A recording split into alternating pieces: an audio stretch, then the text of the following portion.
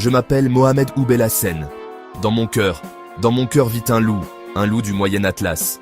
Les montagnes d'Imouzer Marmoucha, elles m'ont vu grandir, elles m'ont nourri de leurs histoires. Chaque pierre, chaque arbre raconte la résistance de mon grand-père, Ali Ould Hassen, contre les colonisateurs. Ma grand-mère, elle était mon rocher. Ses mains ridées racontaient notre histoire mieux que n'importe quel livre. Ouchen, elle me disait, mon petit loup, en berbère. Ces mots résonnent encore dans mon âme.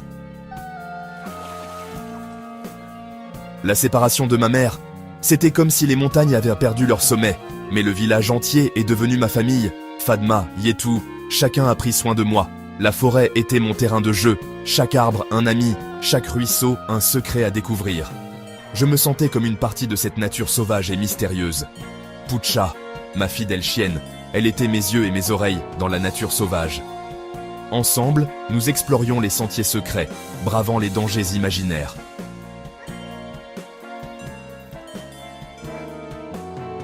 Les pigeons de mon frère, je les enviais, libres de voler, mais toujours fidèles à leur foyer.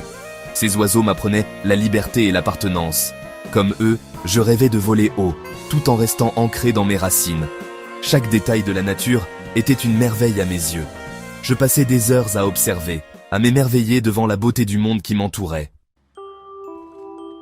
Un jour, j'ai trouvé une vieille radio cassée. Quelque chose en moi s'est éveillé.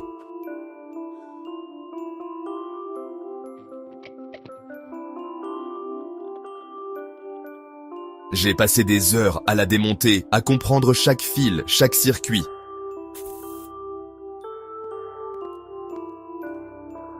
Les villageois me regardaient avec curiosité. « Que fait encore ce petit loup ?»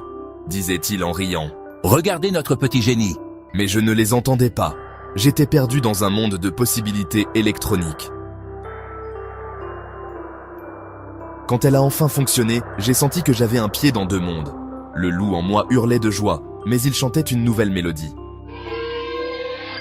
J'ai compris que je pouvais être à la fois l'enfant des montagnes et l'enfant du futur. À l'école, j'étais comme un loup affamé de connaissances, dévorant chaque leçon.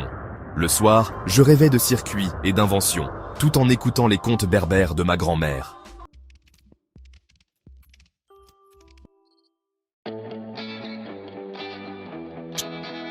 Chaque été à Idlane, je racontais mes aventures électroniques à mes grands-parents. Ils souriaient, fiers de voir que je n'oubliais pas d'où je venais, tout en rêvant de l'avenir. Dans les champs d'Aïtelman, je travaillais la terre, tout en imaginant des machines pour faciliter la vie.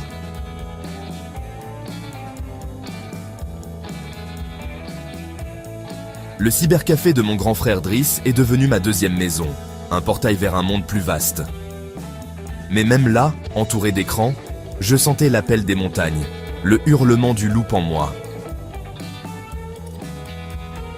J'ai appris que l'innovation ne signifie pas oublier ses racines, mais les faire grandir. Aujourd'hui, je suis l'homme que ces montagnes ont façonné, avec un cœur de loup et un esprit d'innovateur. Chaque invention que je crée porte l'empreinte d'Imouzer Marmoucha.